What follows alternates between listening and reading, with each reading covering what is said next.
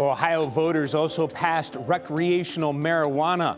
And a look at the results here, 56% of voters saying yes and making Ohio the 24th state to legalize marijuana.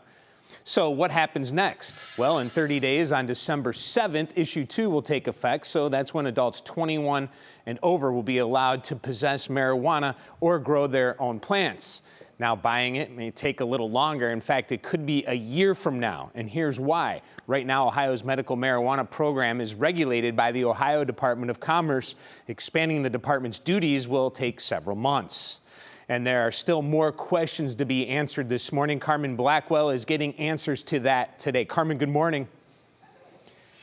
Good morning to you, Dave. That's right. The big question now is, can employers drug test their workers now?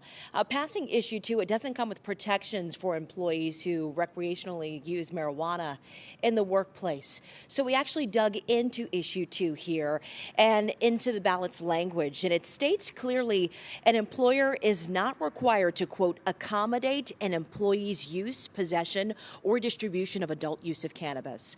Meaning that issue 2, it does not give employees a free pass to go to work under the influence of marijuana. Issue 2 also doesn't keep an employer from refusing to hire, discharging, disciplining, or otherwise taking an adverse employment action against an individual. Now, I talked to Akron attorney at law and former Attorney General Adam Vanho, who tells me that with cannabis use now legal, certain professions will likely be under even more pressure now.